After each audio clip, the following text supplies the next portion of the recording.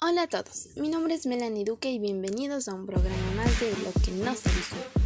Una aspiración que todo el ser humano tiene es estar sano, y qué mejor que eso que prevenir cualquier enfermedad.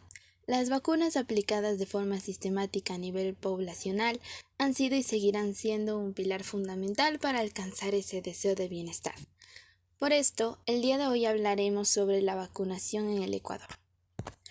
¿Qué es la vacuna? Concepto de la vacunación y cómo funciona. Tipos de vacunas. Los diferentes tipos de vacunas que existen y su clasificación. Esquema de vacunación. Esquema de vacunación de niños hasta los 5 años en el Ecuador. Ausencia de vacunas.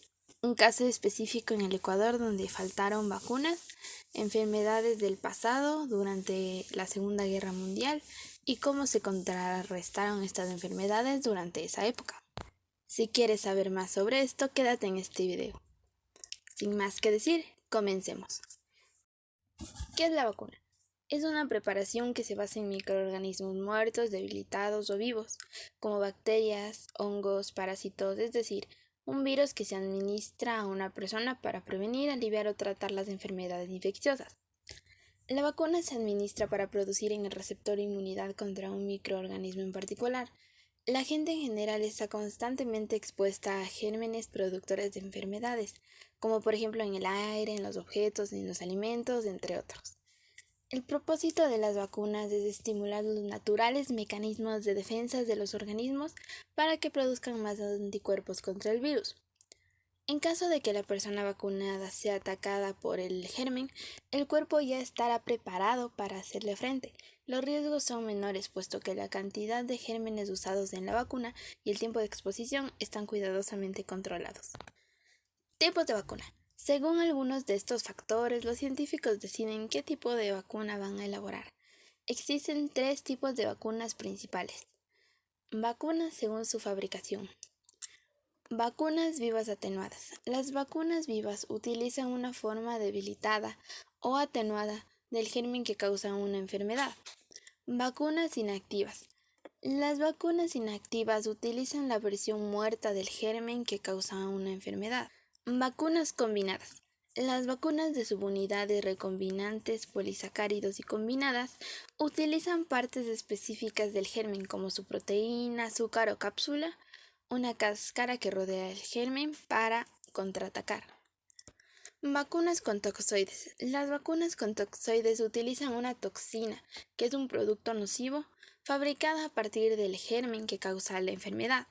Estas crean inmunidad a las partes del germen que causan la enfermedad en lugar de al germen en sí. Esto significa que la respuesta inmunitaria va dirigida a la toxina en lugar de a todo el germen. Vacunas según su composición. Vacunas monovalentes. Contienen un solo serotipo o serogrupo de un microorganismo. Es decir, esta vacuna hace frente al meningoco serogrupo C. Vacunas polivalentes. Contienen distintos tipos antigénicos de una misma especie, sin inmunidad cruzada entre ellos. Es una vacuna antineumocócica. Vacunas combinadas. Contienen una asociación de varios elementos antigénicos de distintas especies o microorganismos. Esta es una vacuna triple vírica, es decir, que en una sola aplicación se administra para el sarampión, rubéola y parotiditis. Vacunas según su uso sanitario. Vacunas programadas. Estas vacunas tienen un interés sanitario de tipo comunitario y que se aplican, por tanto, a la totalidad de la población, formando parte de los programas de principios y recomendaciones generales de vacunación de los distintos países. Dentro de este grupo están todas aquellas vacunas que forman parte del calendario de vacunación infantil. Vacunas no sistemáticas. Estas vacunas no tienen un interés comunitario sino uno individual, estando indicadas en función de factores de riesgo personales o ambientales de cada individuo, o ante la aparición de brotes epidémicos.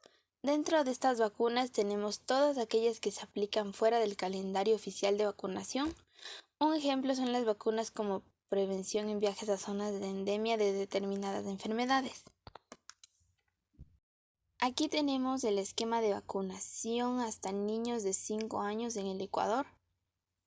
Como podemos observar, a los menores de un año, es decir, recién nacidos, les inyectan el BCG, vacuna contra la tuberculosis, una dosis, HB, vacuna contra la hepatitis, una dosis, el rotavirus, 2 dosis, FIV-B contra la poliomielitis, 2 dosis, BOPV contra la poliomielitis, una dosis, la pentavalente, 3 dosis, neumococo confufada, 3 dosis, influencia pediátrica, 2 dosis.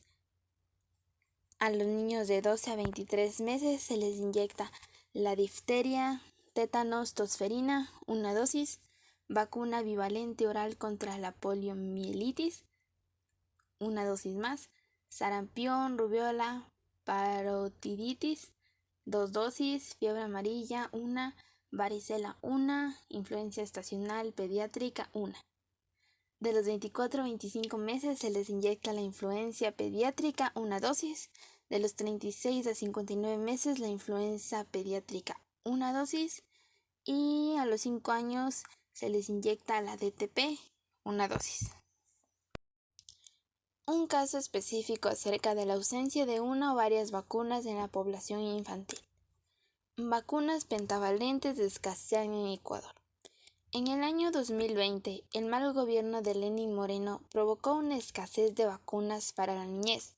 Fueron afectados los menores de 18 meses, los niños menores de 2 años, entre otros.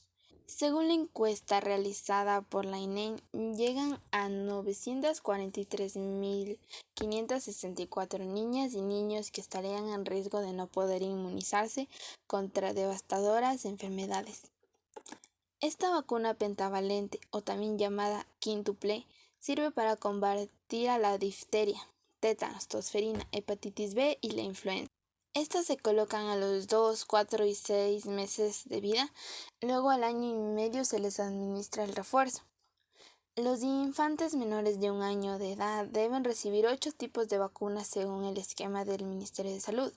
Se administran en total 13 dosis, distribuidas cada 2 meses. También se incluye 2 contra la influenza.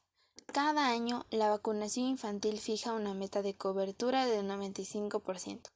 En el 2019 se entregaron 2.754.951 vacunas para niños y niñas, pero entre enero y agosto de 2020 hubo una reducción del 24% por la pandemia. En esos meses se entregaron 1.714.800 vacunas para la niñez. ¿Cuáles fueron las enfermedades que se propagaron durante la Segunda Guerra Mundial? Durante la Segunda Guerra Mundial, las principales enfermedades propagadas por Europa y demás países fueron el sarampión. Las complicaciones más comunes del sarampión son infecciones de oído y diarrea. Las más graves suelen ser neumonía y encefalitis. La hepatitis, los síntomas suelen ser aparición de fiebre, malestar, náuseas, dolor de estómago, orina oscura e ictericia, que es que la piel y la parte blanca del ojo se torna de color amarillo. Rabia.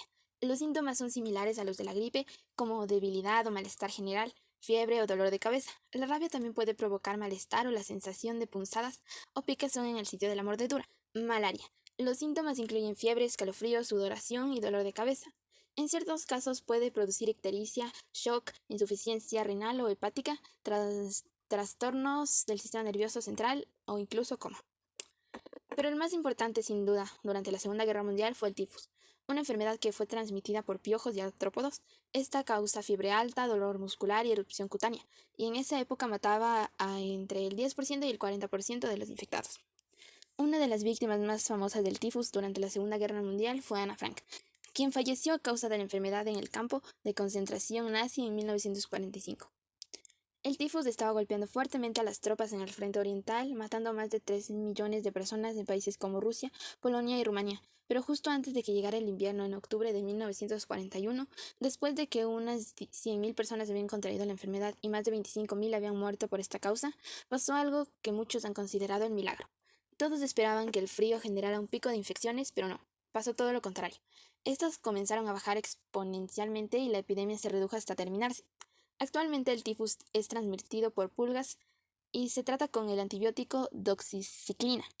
Este medicamento se puede usar en personas de cualquier edad. Los antibióticos son más eficaces cuando se administran poco después de que comiencen los síntomas.